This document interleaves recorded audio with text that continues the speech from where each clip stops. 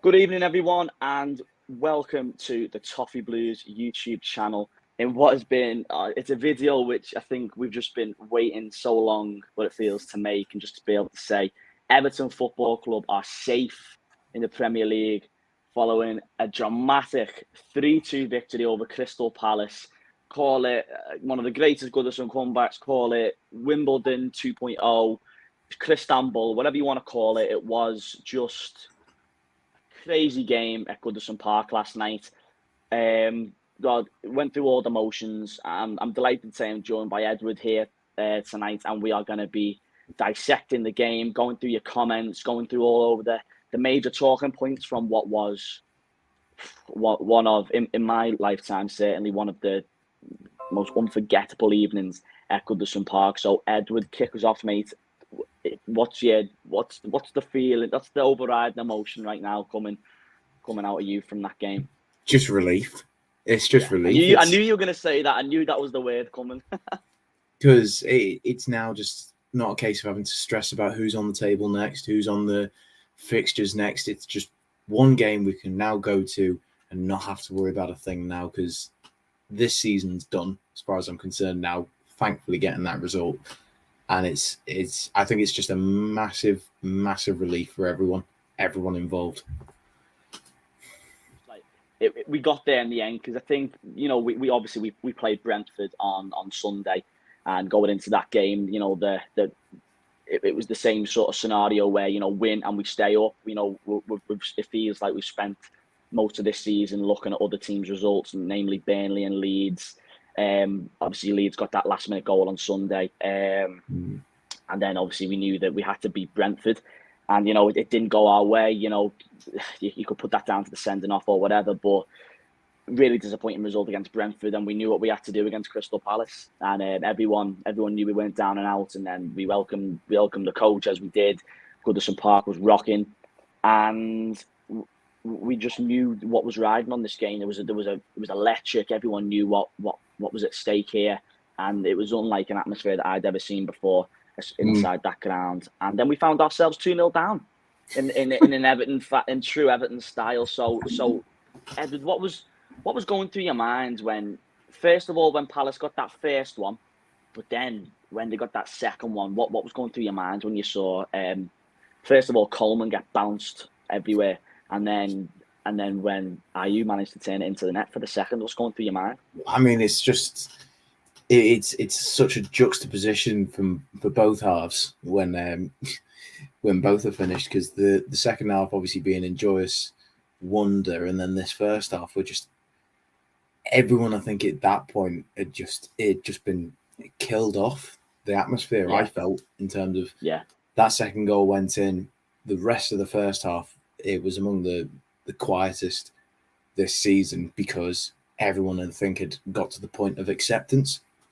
Yeah. And it pretty much, I think, if it had continued that way and they continued playing like that, we wouldn't be here talking today saying about Everton going into their 69th successive top flight season next season.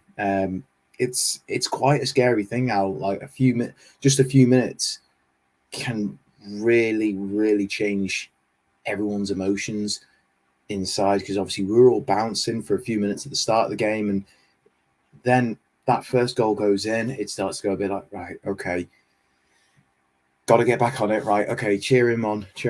But then that second goal goes in from just a boundless amount of mistakes, and you just start thinking, it really is it for us. And considering the fact it was scored by the player that, we could both say it in a biased point of view, but he should have really been sent off. Absolutely, yeah. So, it would just be the Everton thing that the player that should have been not on the pitch was to score the one that would send us down. But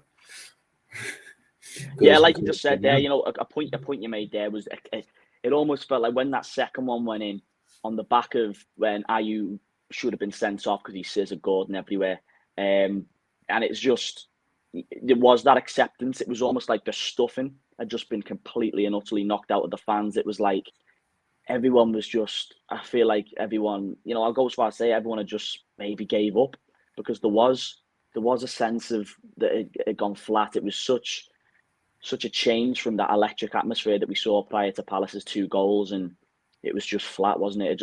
It was just so.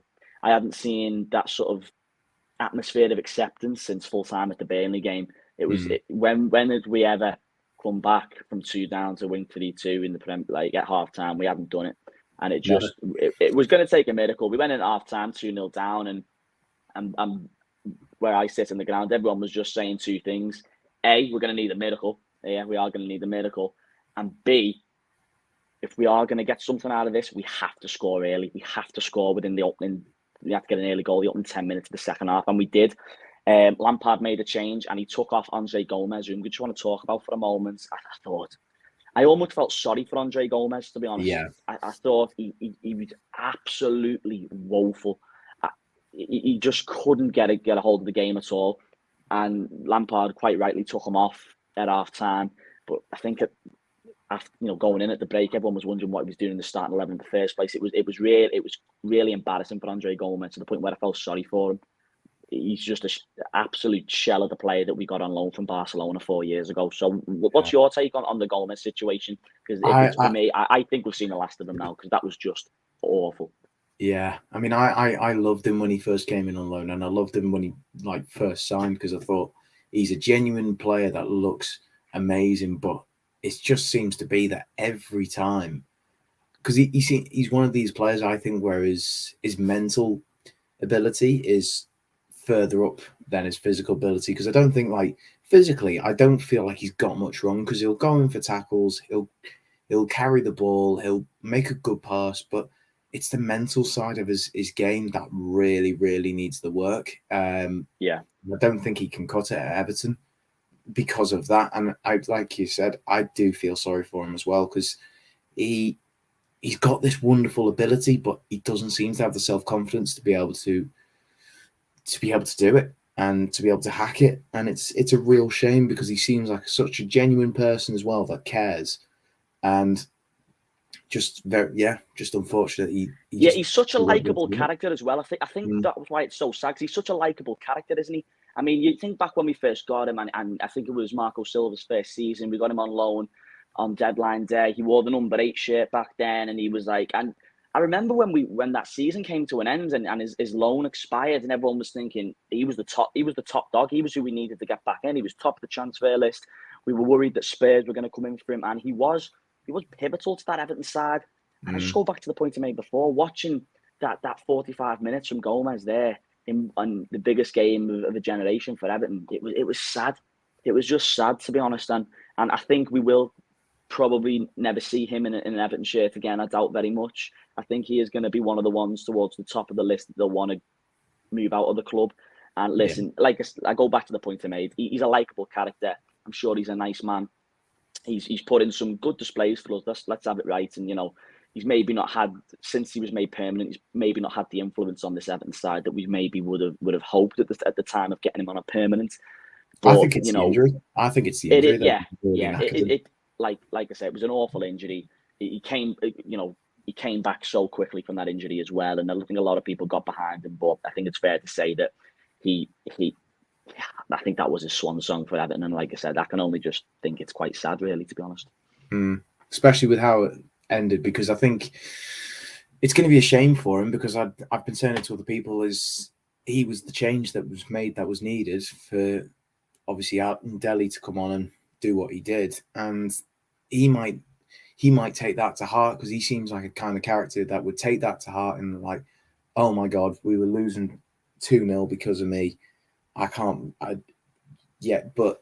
like a lot of other professionals will be like, okay, just move on to the next game. But he seems like one of these that he'd let it get into his head, and it's a shame, but it was kind of needed. Yeah, absolutely. Lampard made the right decision. It was glaringly obvious that he had to make that change. So we go in at half time, 2-0 down, and everyone was just so praying. Everyone was praying. We needed a miracle. Everton needed to score 3 goals from 2-0 down at half time in 45 minutes, which is something that they'd never done in the Premier League before. So, yeah, as far as I'm concerned, for Everton's standard, that's a miracle. And from that display as well, it looked very unlikely that we were going to get that. But then on comes Mr. Dele Alli.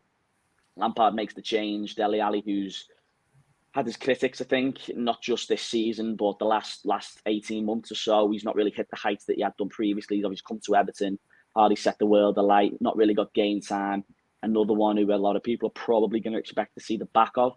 But Dele Alli came on, and I think it's fair to say he looked like the Dele Alli that everyone remembers from back, well, not back in the day, but from a few years ago. He was, for the first time, Dele Alli came on, and for the first time in a couple of games, I'm talking about the Brentford game and the Watford game as well, we looked like we had a creative outlet in the side. Yeah. We just looked creative. He was getting the ball forward. Like previously, when we got over the halfway line, we looked clueless. We didn't have a clue what to do with it. We didn't have any sort of idea how to break Crystal Palace down. But Dele Alli came on, and all of a sudden, like avenues started to open. There started to be, solutions how we could unlock this Crystal Palace side, and he just changed the game, didn't he? And I don't think a lot of people expected that from him. Well, I mean, it's like we were praying for a miracle, and along comes the second. Praying for a miracle, and it's like it's the second coming of Jesus with Dele Alli coming on. Yeah, it's like just this player with this confidence all of a sudden just coming into the side, and like I say, it's a miracle that he came onto the pitch when he did, because, like you said, instantly changed the game and making us just more of a threat. And I actually just had a watch of the tunnel access video just before, and they showed a few of the chances, and every single one that was created was coming from him. He was starting it with the ball. He was moving it forward, making it like passes off to. And I think as well, the one that needs to have a bit of a mention is Damari Gray, because he came on as well and was just what we needed at the right time, because Gordon was spent, and God love him because he put in a shift as well as always. And Gray coming on at least gave us a bit more of what we needed. But with Ali, just amazing, absolutely amazing. Yeah, really impressive, really impressive. Love the fact that he can like shut down all the critics now for at least a couple of games. And if we're looking at, I'd pay the money for him in the summer based on that. If he does well against Arsenal on Sunday, I would spend the money for him, because he looks rejuvenated. And did you watch any of his live after the game? I saw the Goodison gang. Yeah, I saw that with Tom Davis. Yeah. So I think he wants to stick around and prove himself anyway. So it would be nice to see. Yeah, it's good, isn't it? You know what? It's like it's Dele. We all know the player that was in there. This is a player who was linked with £100 million moves not so long ago. This is a player who was talked about as the next big thing for England and everything like that. And I think we haven't seen enough of that player. And I don't want to go on and on about whether or not we're going to keep Dele Alli in the long term. I think that there's another video there for that. But it was just really rejuvenating to see that there is still a player in there. And he came on, he made a difference. And in such a high-pressure game as well, I think it's got to be said. Such 2-0 down, Everton have to win to stay in the Premier League. Otherwise, they go down to what would be a torturous last day. He came on and he just took it in his stride, didn't he?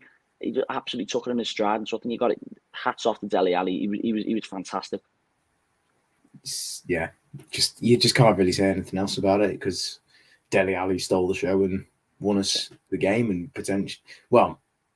won us Premier League survival. And who knows what he could do if he sticks around next season. But it's one of those, like you say, for another video for him.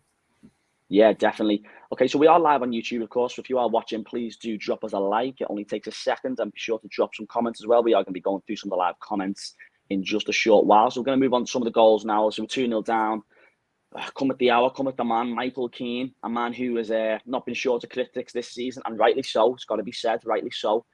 But it almost came out of nothing, didn't it? It almost, like Lampard, he sent them out players out, and I think we had no other choice but to go for it, didn't we? We had no other choice but to go for it, and we did. And Michael Keane, I think he said after the game he didn't know much about it, but it's like he swipes at it with his left foot, and it just catches the keeper off guard, doesn't it? And it flies in.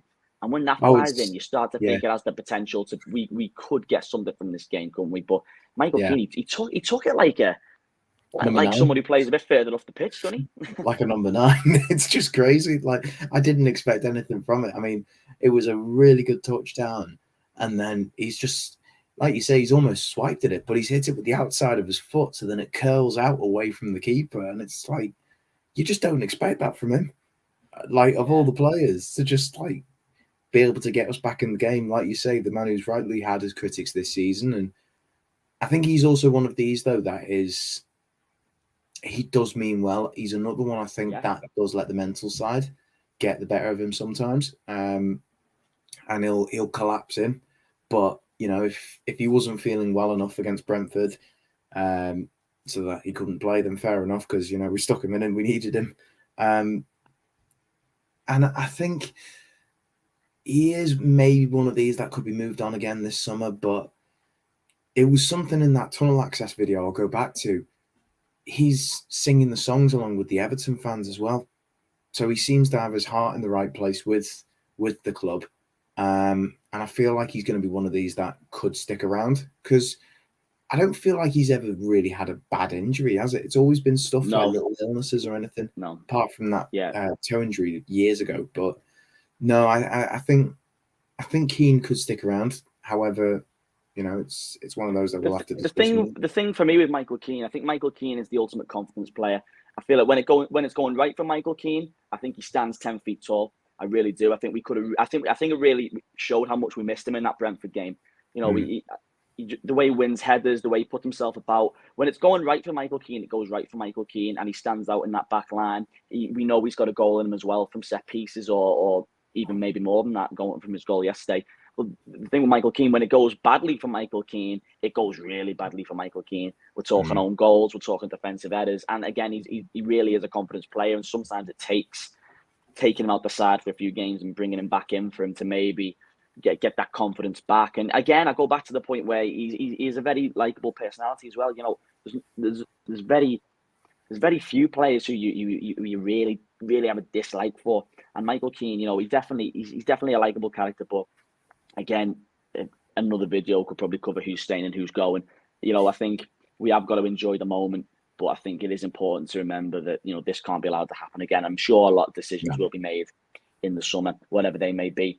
So yeah, obviously Michael Keane 2-1, and all of a sudden that atmosphere that we talked about that was lost started to come back, didn't it? That started to come back. There was like the optimism started to grow, hope, and let's not forget as well, we're not talking about it was a massive uphill challenge, because Crystal Palace weren't amazing. They really weren't. I feel like that goal, because I mentioned earlier in the stream as well how important it was that we got that goal early in the first half, and we got it inside the opening 10 minutes and set the tone then. Crystal Palace maybe started to get a little bit twitchy. The fans started to get up for it. And then, of course, we push. And then Richarlison gets it to 2-2. And at that point, you are thinking, oh, my God, this could happen. Has the potential. This could happen. It's on. It could happen. And the flares are starting to get let off again, and everyone's singing. And there's still a good 15 minutes plus injury time to go. And you're just thinking, can we? I thought at 2-1 when we started to get into the realms of like the 74th minute or something like that. It was still 2-1. I thought, if we can get 2-2, take it to the final day, what'll be will be. I just don't. I didn't expect 3-2 at all. I thought in the back of my mind, I was thinking, oh, wouldn't it be great if we do this here? My cousin turns around to me next to me and he said, imagine if we do this, and I just sort of laughed it off. I was like, oh, imagine, yeah. But I thought 2-2, a point, it is what it is. We were shite first half and we get what we deserve. Richarlison makes it 2-2. And then a player you mentioned before, Damari Gray, we win a free kick, a set piece. For Zaha, he shouldn't have even been on the pitch at this point, if not definitely at this, because he has his hands all over Coleman, brings him down. And Damari Gray comes on and that's a free kick. And at this point, it's what? Was it 80? Was it the 84th minute? So there's still time. And then it's a perfect ball. It's a perfectly weighted ball.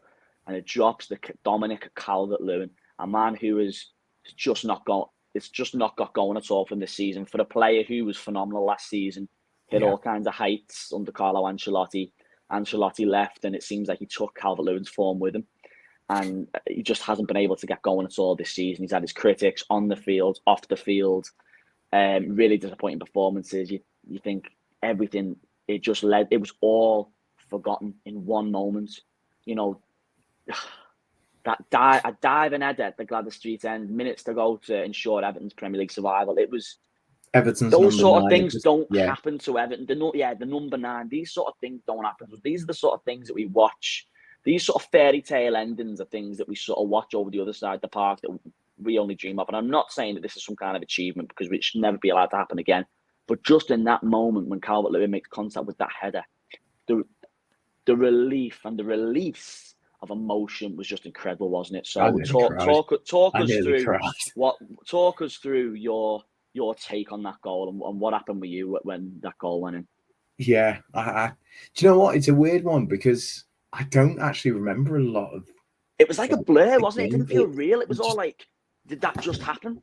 you don't. I don't remember a lot of it at all because, like you say, it is just a blur. Because 1 minute we were staring relegation in the face, and then it's like, okay, we can keep it cool a little bit. We're gonna have to take a point at this rate, but yeah, just absolute bedlam in all sides of the ground. I don't think I've ever seen a ground move that much, like in all the games. Like I've been to a few away games, and I have never seen a ground where every single stand and sides of these stands was moving the way it was. And like, because like you say, it's just relief, just Yeah, pure, yeah, unadulterated, beautiful joy and relief at uh, the team is there to fight another day, and yeah. it's magical. It's what these things in football are all about. And to be honest, this game was ruined by there being the pitch invaders. I Mm. For that 84th minute, I get that people do it because obviously everyone was joyous and relieved and wanted to celebrate, but everyone jumping It on the wasn't pitch. the right moment, was it? It No, wasn't the right no, moment because 100% no. it wasn't the right moment at all. And I think we could see that. When the goal went in, and it just didn't feel real. And then like you were sort of processing. I feel like we're still processing it now. Like it went in, and then it's almost like did that just happen? And then you start to see people trickling onto the pitch, and you're like, what is going on? And then for that euphoric moment, then it starts to wear up because we're Everton fans. We're used to negative, like bad things happening. So the first thing I thought of was that Bournemouth game a Yeah, few years no, ago straight away. when people run on the pitch, we think we've got it. And the thing is, as Evertonians, we've seen it all. We have seen it all, and like we just know that we're accustomed to bad things happening to us. So everyone was like, "Get off the pitch." It wasn't the right time. At the moment of that goal went in, let's have it right. There was still their portion of the game still to play. We still had another 6 minutes or so of normal time, and then of course we had the 7 minutes of added time. So Yeah. you're talking another quarter of an hour to play, and a lot can happen in that space of time, Well, especially it with the did for us stakes as high as they technically were. because it was 15 Yeah, minutes, wasn't exactly. it? We saw ourselves how quickly a game can change these moments when the stakes are as high as they were. So I think, I think you rightly pointed out the overriding emotion. I think there was a lot of boos when the first initial invasion happened after the Mm. third goal. There was a lot of boos around the ground because everyone just wanted to get this over the line because it was almost like a lot of people, as mad as that goal was, it was almost like we couldn't like properly celebrate. It was more like an Yeah, emotional release, but the proper celebrations came at full time. But seeing that this could like just add on more time, and we just wanted the game to end. It wasn't the right time to invade at all. I like I say, I get the emotion. It was just crazy, but it wasn't the right time. And then obviously, then we had 15 minutes or so to see the game out. So what's going through your mind when we have to see it out? The I pitch, think the I aged pitch about invaders, 30 they go years. off. Everyone gets off the pitch, and then obviously we've got to kick off again. The ground is just in a blue tint of smoke. It smells like bonfire night in every corner of the Yeah. ground, and it's just like everyone's on their feet for the remainder of the game. People were shaking. It was like people were crying, and it was just like that. It was just it's a torturous last 15 minutes or so, wasn't it? I aged about 30 years in about 15 Yeah, minutes. It was crazy. I mean, I've got two people that sit next to me either side, and both like in tears at some points in the game. And it's just crazy what like 11 men on a pitch can do to a human being, like a yeah, football fan. Because obviously, at the start of the game, everyone's in fear of what could happen, and then this third goal goes in, and it was just amazing. And it was just a shame that we had to have people escorted off the pitch again, and it has soured what a result, because at the end of the day, this result, it's the first time we've ever come back from 2-0 down to win a game at half time. It's the first time we've done that in the Premier League, and that shouldn't get overlooked by the actions of what happened when the third goal went in. But you just can't really put into words how everyone's feeling at the moment, just because, yeah, we've said them all. There's just nothing else to say in terms of how we're feeling, because we can't get too carried away with ourselves either, because if we don't do anything this summer, then we are going to be in this exact same situation again. There is no denying that. So, we also can't take for granted finishing places like mid-table anymore, because staring this in the face, everyone was wanting a 12th place finish or even a 10th place finish. Just something nice compared to this. Well, this is it, isn't it?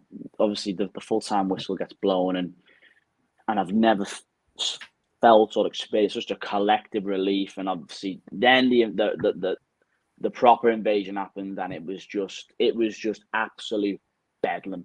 It was just incredible. Everyone on the pitch was singing the same song. The noise was incredible. The videos coming out at the end of Frank Lampard, the players, just seeing just the relief of so many people. And, I know we've took a lot of stick on from the Reds and from other various Premier League clubs. Everyone who wanted to see us go down for the past year, everyone who's been rooted for us to go down. And it was just like, that was our moment where, we just did it. And it was just all those afternoons that we've spent and all those Monday mornings where you just feel like you've got a hangover, just knowing that we've been beaten, and just like the slog of just getting beat week after week after week, all the Benitez stuff, all the Luca Dean stuff, all the injuries, all the terrible away performances, people getting on coaches and not getting back till 3 a.m. Just everything just came to a head, and it was just euphoric. It was euphoric is the only word I can think of. But I think, I want to pick up on the point you just made there. Whilst we have to enjoy this moment, a relief as us as a club, and how we are going to protect this club's legacy, and the fans have done that. This can't be allowed to happen ever again. While we enjoyed the moment, this has to be a watershed moment as well, doesn't it? Because I think we are looking at. I feel like we're at a crossroads now. We can either just have another season of just nothingness, or this is the year where finally some heads are finally cracked together. And I'm talking about the board. I'm talking about chasing some of these players. And now, obviously, we can go and enjoy the Arsenal game stress-free. We can get it. And I think, I think with the pressures on them, and I think we're more than capable of getting a result there, and it'll be enjoyable. Yeah. No matter what the result, I don't care. I do not care what the result is. Obviously, I do want to see us win, obviously, but still, this is it is a watershed moment, isn't it? This is the moment where we need to wake up now, isn't it, Edward? And I think the penny's dropped. Ensure this doesn't happen again. Yeah. The penny has dropped. Because we were going into this season sort of being like, probably still get 9th, 10th, maybe 8th, something like that. But it's we look at, say, for example, Ancelotti now, in hindsight, he must have worked bloody miracles with this squad, considering we didn't actually add much to it. And all right, some of his displays at home were not great, were not fantastic, and the tail end of the season wasn't great. But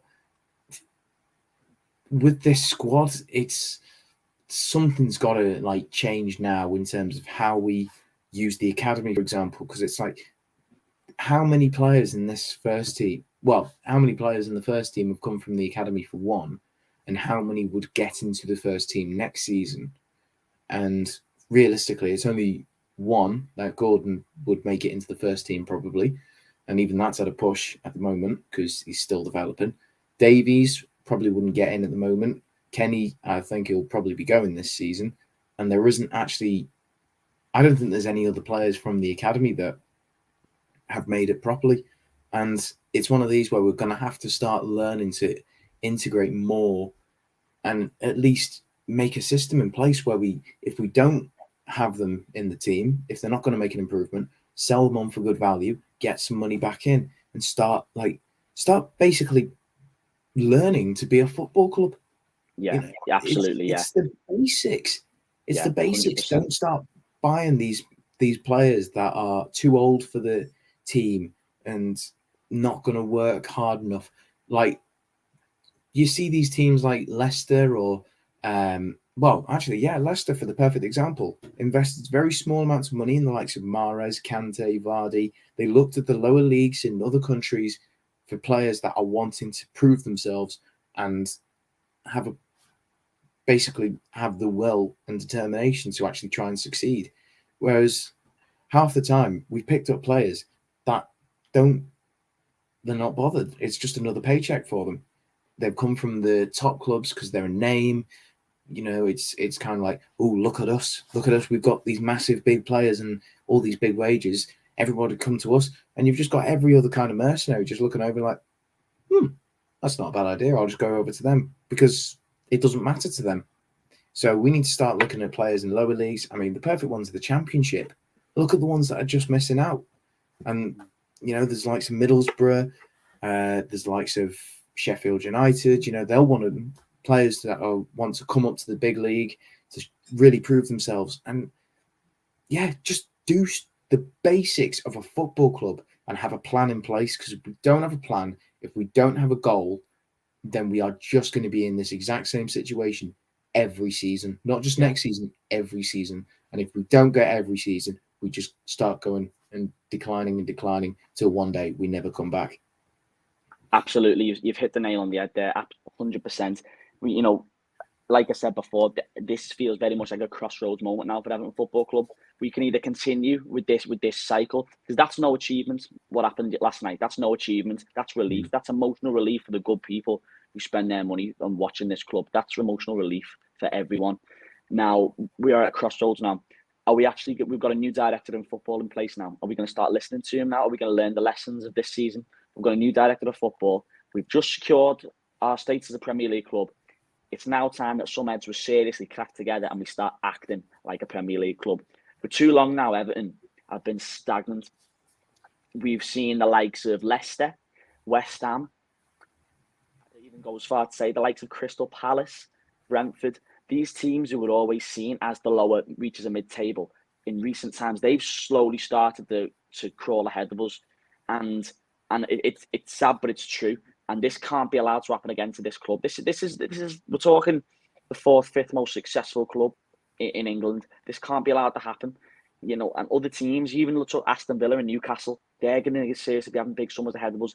This is the watershed moment. This is, as you said, this is when the penny drops now. That result last night, if the board had anything about them, they would step aside now. They would step aside and they get business people in who know how to run a football club in the Premier League in the 21st century in 2022. Because we can't just live off the back of this people's club motto where we just get pushed from pillar to post. And like you rightly said, we need to start looking at the Championship, maybe even look at League One, maybe even look at the SPL. These are the leagues where we've seen other teams be so successful. Look at players like Jared Bowen for West Ham from Hull City, and he's setting the league alight. And this is where we seriously need to start changing now, because this cannot be allowed to happen ever again to Everton Football Club. And we just have a huge summer ahead of us, and I hope that it was really a watershed moment yesterday. I really do. So now I think we should just jump into a few comments. So if you do want to get a comment in to get read out, please do drop us one. Eugene says, up the Toffees and Spirit of the Blues. Spirit of the Blues. It's been the anthem, hasn't it, Edward? It's just it was just watching everyone sing it. That's so loud on the pitch. It was just something to behold, wasn't it? Amazing. Just it's almost now as iconic as Z Cars when it comes to us. Yeah. Like it's just the song of Everton. We can't really have anything else. It's got to be Spirit of the Blues. Every game we go to, whether it's home or away, that needs to be sung, because that almost as well gets the fans going. It's because everybody should know the words by now. Everyone should know the words to the first and the second verse. And it's just even the little bits with the instrumentals, because everyone's then joining in with the arms, and it's just a lovely song that I think really did rekindle from last season, because that was when obviously they did all the charts pushing to really get it up into number one. But it's just such a great song, and everybody needs to know the words, because we can't keep singing the same verse every time. It's becoming like an anthem, isn't it? It really is. It really is. Phil says, I've been to many great games, and that atmosphere was boss last night. I was at the Bayern game, and last night tops it. That's a big statement to make. God, if that's how you feel, then I'm glad. I'm certainly glad I was there. Eugene again says Everton have done the great escape from relegation, and Everton will be playing Premier League football next season. Yes, but let's hope that it never happens again. Alex says, do we start Reece Welsh on Sunday? Sorry. Let's talk about Sunday then for a second. What do you think the team's going to look like Sunday? We're going to see Dele Alli in from the start. I think it's a perfect time I think against Arsenal as well, of all clubs. We know he's got a bit of history with them playing for Tottenham. Yeah. So while he's got to strike while the iron's hot, so I'd like to see Dele Alli. Yeah, I'd like to see Ali play. I'd like to see it as I think Godfrey does it. Oh, but then yeah, I think it goes to 4 at the back. I think Coleman deserves a rest. So I would probably say you'd have maybe Holgate at right back, or like in this 3 centre-back part, we have Godfrey, because Godfrey deserves to start, considering we heard the reports of him working hard to get into the side, and have Keane and Holgate there. Mikalenko again, he's got to play. Iwobi again, he's got to play. Pretty much, it's anyone that's deserving to start from good performances, I would say, needs to start. And anyone that deserves a rest for working so hard this season, then can have a rest, like Richarlison, Gordon. I think Calvert-Lewin should again start because he was amazing last night. And then I think, like you say, strike while the iron's hot, get him on, get him a couple of goals, see what happens. Maybe it's a case of, I think it's also a case of who Lampard sees will stay next season, because I've seen a couple of comments saying who thinks going to be sticking around, like maybe Richarlison. If he does, God, look, you know what, I love that man to bits. I hope he does stay, but I also wish him the best if he was to go. Calvert-Lewin again, he looks like he had the passion reignited last night. If he wants to stay, good on him. If he doesn't, then obviously I'll wish him all the best as well. But yeah, do we then start a couple of the youth players in terms of who we're going to be playing next season? It's a big ask, and finding out what we're going to be doing next season. Like, as long as we've got a plan in place and who we're intending to buy and purchase and whatever as well. Absolutely, yeah. Philip says, loved Richie spraying his beard over Frank. I wouldn't be surprised if he stays. He knows we love him and he's a blue. Well, that's it, isn't it? Richarlison. I think no matter what happens with Richarlison this summer, I think in the last 6 weeks he has really stepped up to the plate, hasn't he? And he's it's almost like since that Burnley game, he's just been fantastic. Well, I think that it was actually just that Instagram post where it was after the Burnley game where he said, I promise we'll get out of this. He then went on to score 6 goals in 9 games. Yeah. That's the sort of form that we want to see from Richarlison. I mean, that first half of the season, and but if we're being totally honest, for like 70, 80% of the season, it was quite a quiet season from Richarlison, compared to what we have seen. But he's just really proved to us that he is so instrumental to this side, and he's so loved by the fans. And like you said before, if he stays, fantastic. I really want to see him stay because I feel like he gets the club. He's always coming up with goals, and we know we can always rely on him. Again, another player's rarely injured as well, considering he's on the floor for all the time. But yeah, whatever will be with Richarlison, and it goes for the few of them. That goes for the likes of Pickford, that goes for the likes of Calvert-Lewin, Alan, whoever else. What will be in the summer. The summer will take care of itself, and I think everyone is just looking forward to just some time off from football now and just seeing where this blank canvas can take us. What else have we got here? Chris says the fans were like the 12th man for the last few games. It was amazing. We should enjoy what was nice in the moment. It gives me some hope for next season. Well, again, I think that's all what happens, doesn't it? That all depends on what direction the club decide to take. If the board are going to listen to the fans, all the recruitment, what's going to happen with the finances. I can tell you now, it's probably going to be much more positive now that we aren't going to be playing Championship football. But yeah, it's what do you have hope going into next season that we will see change? I would like to think so.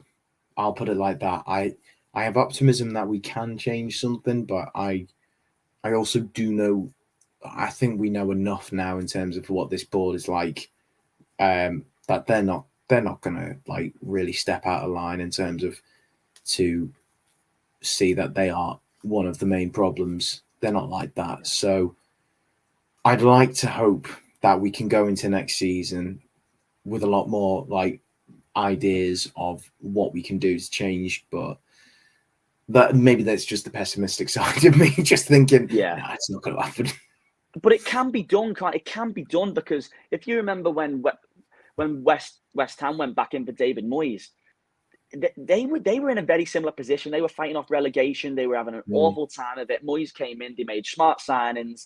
They got their heads together, and they got behind the manager. The players believed in the manager. Smart signings, as I say, and they've just progressed and progressed over the last couple of years. I think I dislike West Ham. I don't like West Ham as a football club. I really don't. But what I will say is, I think looking at their model, what they've done over the past couple of years, considering where they were, I think is something which Everton can take a bit of inspiration from. And I've never thought I'd say that. Okay, Eugene says, I think Everton need a player like Max Adams from Norwich in the summer transfer window. Of course, Max Adams, he's the fullback from Norwich City. The thing that sort of sticks out to me with that one is that they haven't seemed to invested in the young lad Patterson. Obviously, we've seen very little of him. It's not really been the start to his Everton career would have wanted. And probably, if we're being honest, the wrong time to embed a young player. We probably needed that experience with Coleman in this sort of situation. So, Max Adams, good player, I'm sure. But would you like to see what happens with Patterson first before we start? Would you like to see Patterson given a fair crack at the whip? I don't know with Patterson, because again, he is a young lad. He's a kid that's come into a different league, and we don't know how he's going to be in terms of as a player realistically. We don't know how long it's going to take for him to properly get into the game. From highlights that we've seen on U23s, he looks a decent player, but at the end of the day, it's kind of, is he someone that's going to take us to the next level? We don't know yet. So maybe, player like Max Aaron's coming in the summer. I think maybe, though, for that, we wouldn't buy. I think we would loan that kind of position just for a bit of additional cover. A bit like, say, when Sidibe came in. It was a bit more cover just in case. Because, God love Coleman. He's on his last legs in terms of his playing career, but he puts his heart on his sleeve, and he loves the club, and I'm pretty sure he'd do anything to help them out. So if we get someone in, I would say maybe get a loan, maybe give Patterson some time, like rotated sides and whatever. I don't think it's out of the question, because Eugene put in another question, taking players from the relegated sides. I'd look at someone like Max Aarons. I'd look at players, because at the end of the day, even if they have been relegated, it's a team thing. It's not on individual players. I mean, Idris Gueye, for the perfect example, from Aston Villa. Look at that. Yeah. We bought him for like what, 7 million and got him from a relegated side, and he was one of our best players for 3 years or 4 years that he played for us. And Absolutely. Then you look at, say, for example, you mentioned them before, Hull City. Jared Bowen was picked up, and then it's like Andy Robertson. Andy Robertson came from Hull City. Harry Maguire came from Hull City when they got relegated. And you look at them now, it's not out of the question to go and look at these relegated sides. I mean, I'd look at likes of Ismailia Sarr, Emmanuel Dennis from Watford. I'd look at Max Aarons, maybe even for the sake of a backup striker, Timu Pukki. He looks decent when he does play. Tarkowski, another good shout there. Just seeing that as you were mentioning the potentially relegated Burnley. Wanderlust says Tarkowski looks a good free transfer. Tarkowski on a free, amazing. I wouldn't say my nose up to that. I wouldn't say my nose up to that at all. I think that'd be a smart bit of business. Yeah, it's astute pieces of business, which then also feels like it's not Everton, because we don't really do smart pieces of business, do we? So it's. Again, well, that's where it comes into that they've got to listen to the director of football, isn't it? That's where they've got to really change their attitude into recruitment. Yeah, it's now we've got a plan in place. That's it. It's all about just following a template, a common goal, and how everyone can sing off the same hymn sheet. Because I think just on that Tarkowski one as well, and you mentioned a player like Pukki there. These sort of squad players. I feel like, especially in that Brentford game, we're not the most fortunate sides with injuries. I think we've seen quite a few times this season where we've just simply ran out of players. For the great period of that Brentford game, we only had one centre half on the pitch, and Mason Holgate. We had no cover there at all. Here's one. Erwin Koeman says, you've got to keep DCL for me. Get Dele playing more and they'll learn cup brilliantly. I don't think Calvert-Lewin must stay. I just have a feeling Calvert-Lewin is going to go. I feel like it'll be to Newcastle or Arsenal. And whether I'd want to keep him as well, I don't know if he's a confidence player or what. Or I just think some of the performances he's turned in this season. And yes, I get the argument that he's not been fit. He's had injuries. He's not been able to get a rhythm going. He's low on confidence. I get all that, but I just can't see Calvert-Lewin staying. I don't know. I've just got this feeling that Calvert-Lewin is going to go this summer, and maybe the club will listen to offers. They will listen to offers given the financial situation as well. So what do you think is going to happen with Calvert-Lewin in your perspective? Again, I'm one of these where I'm thinking, like, for a lot of the games this season, it was like, well, if he's not gonna bother turning up for training properly, if he's not gonna turn up on the bench at least properly, it's like, nah, get rid. He's not worth the time. But I go back to this. There was an opportunity in the Man United game, and he's basically one-on-one with De Gea. If he sprints a little bit quicker, then he's got the ball. He can go around De Gea, and it's a goal, and then we're 2-0 up. But he just doesn't go quick enough. He doesn't put enough effort in to get there, and then that's obviously got all the fans on his back and whatever. But I do think it's not even confidence in his ability; it's his confidence in his own body this season, especially. Because, like, if you'd got him like that last season, he'd have sprinted for that. He wouldn't care that De Gea would try and clear him out. Yeah. But he's had no confidence in terms of his ability. And Lampard actually put it in when he was speaking, I think it was to Sky after the game. He said, like, Dominic's had all these like injuries, and it's of course it's going to affect your confidence because he's coming back into the fold and then he's going out again. It's all these little niggles, and I do think there's a player in there still for Everton, but if he does want to go on to pastures new and make something of himself and the team, then fair play, because he says all the right things in the interviews. Whenever he gets like chatting to Sky, he never slags Everton off. It's one of those situations where I think it benefits both the team and the club, whether he stays or whether he goes. Because if he goes, we've made a lot of profit on him, which then we can reinvest into another player that might help the team in a better case. But if we do keep him for next season, then again, it's going to help the team because he's a different kind of player to what we have, and it would help. A fully fit Calvert-Lewin would get into a lot of sides in the league. I have no doubt about that. It's because he just offers something that's so different to a lot of strikers. So if you have that in your side, then you really can't go much wrong. But I don't know on him. I love him. I'd love for him to stay, but if he wants to go, then fair enough.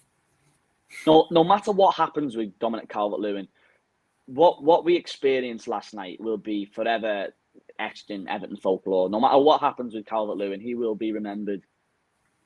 Yeah, he's a good player for Everton. I was looking at, you know what? I was looking at the stats on the Premier League earlier on. He's actually moved up into. He's level with Tim Cahill, I think, or one goal off Tim Cahill's like third all-time Premier League top goal scorer for Everton. And it's like it's easy to forget the goals he has got for us, and consider, like you said there, we'll make us if he does go, we're making a sizable profit on him either way. He's been a great saving for us. No matter what happens in the summer with him, he will be remembered for that goal. And I think if he does want to move on, then I wish him well, because the last thing we remember will be him keeping Everton in the Premier League. And if we can make a sizable fee on him, then it suits all parties, as you rightly say. Okay, so we're going to be probably wrapping things up quite shortly. Thanks for everyone for all your comments and all your likes. Please be sure to like if you haven't done so already. You've got a couple more comments before we wrap things up. Peter O'Donnell says, Iwobi for me has been outstanding last few games. Yeah, we've got to give a bit of credit to Alex Iwobi, haven't we? Absolutely rejuvenated under Frank Lampard. How impressed have you been with Alex Iwobi? Because I'll hold my hands up. I hated the man at one point. I hated the man. Yeah, I used to, honest to God, I'd rather play with 10 men at some points than have him on the pitch. But I'll even go as far as to say I've never seen such a turnaround in a player in terms of effort, in terms of technical ability, and just everything about it. And I've never seen a fan base just get behind the player from one extreme to the other. Yeah, no, I think again he's one of these it's a mental ability with because I think I've mentioned it on a live stream at one point, but he's one of these that's got the physical ability and the actual skill. Because you see in the training videos, that's all he seems to have is just skill and amazement with the ball. And now he's got a manager that backs him. It's all these managers he's had before him. Either A, never really rated him, never really bothered about him, or B, didn't want him in the first place. So it's kind of like with Lampard now, he's come in, he's seen what ability he's got, and he's kind of just said to Iwobi, I believe in you. Now go and prove it, because you can do it. And these last few games, because I don't think I've ever seen an Everton player run as much as Iwobi has done in these past, because he's probably clocked about, I wouldn't be surprised if he's clocked the equator of the earth, the amount of he's clocked more ground in the last 6 weeks than he has in the 4 years he's been here. Honest to God, the turnaround's been that immense. Yeah, there isn't really anything much else to say, because he's now the epitome of, you work hard, you're going to get the fans backing you. Doesn't matter what you do. You could hit a 5-yard pass wrong, you'd have the fans still backing you because he works hard off the ball and on the ball. And now I love him. It's so strange. Yeah, well, there you go. That's it, isn't it? Just before we wrap up, I just want to make one last point, and I just want to take a moment to talk about the manager, Frank Lampard, coming into such a divided fan base, coming into a club shattered, absolutely shattered on its arse with Benitez, ravaged by injuries, no money, and the connection is just back, isn't it? Yeah. I can't remember our last manager that gets the club like Lampard does, gets involved, sings. But that, for me, what epitomised it for me was that video of him dancing up and down in the main stands with that fan singing Spirit of the Blues. That is what we want. We want passion in Lampard. He's just been a breath of fresh air, hasn't he? And I'm sure every single Evertonian on the planet will be behind Frank Lampard this summer and just get behind him. And that's a big thing, isn't it? The jury was out with Benitez. And there's been so many managers where people have been in two minds about, Marco Silva, Allardyce. It's just a manager that just there's just a collective support for them, and that's exciting, isn't it? Going into pre-season with a manager already in place with his own ideas, something to work on. Now that survival is assured, it is exciting to see how we can go, how Lampard can maybe take us on now, considering how many people are in support of him. I'll be interested to see how it goes for the Arsenal game. How's he going to play it? Because it's the first time he's ever had it in his Everton career in these 3.5 months that there's no pressure anymore. He can just do what he wants, because the fans, A, aren't going to care, and B, we're safe, we're done. We don't have to worry anymore, so we can just do what we want in terms of a team, in terms of how we play. He can be experimental, because I think at the start of his Everton career, he wanted to do like expansive football. He wanted to play like in behind the line. He wanted to do all these amazing passing shapes and whatever. And it became very quick that he was very humble in learning that, right, this ain't going to work. We need to go back to basics. If we can't win games, just don't lose games, especially in these last few weeks. Picking up points from home games and then from a few of the aways as well. It's good that he's been humble enough to learn what needed to change in terms of his tactics, and now he's just got a free pass. He can just do what he wants. Just not send anyone out if he wanted to. Wouldn't care. Yeah, absolutely. And Frank Lampard, just going into that pre-season, it's fantastic, isn't it? It's just the relief. Just before we wrap up, just the relief from last night. Euphoric, a huge night for us. No achievement by any stretch, but the collective relief and just outpour of emotion was huge. And hopefully we're never in this situation again. Never in this situation again. And there we go. It's just, we can go into the Arsenal game and just watch it stress-free, can't we? Be nice. It would be nice. So, have a celebration. It's all over. The season is effectively finished now. It's been a long one. It's been a tough one. We've sat on too many of these streams, just absolutely lifeless. You know, I've done a few with Paul. I've done some with James. One with yourself. Now it's just been like you're trying to just get the words out, and you're just dead inside, and you're just like, my God, you almost like you were like a horse that fell at the national. You wanted someone to just put you out your misery sometimes and just go and just almost like just know what was happening. It was the not knowing that was the worst part a lot of this season, just not knowing what was going to happen. But Groundhog Day, yeah, wasn't it? exactly. And then I think that just plays into the scenes we saw last night, didn't it? Like just everyone was just so relieved, and it was just fantastic, and we can just relax now and have a nice summer, have some time not thinking about football, and hopefully this club wakes up now. And that was the moment last night that we all saw that there could be a change for Everton Football Club. I know we've said it so many times in the past, but if that doesn't do it last night, then I don't know what will. So big thanks to everyone for coming on to the stream. Thank you for leaving a like and a comment. Big thanks to Edwards for coming on with us to talk about the game.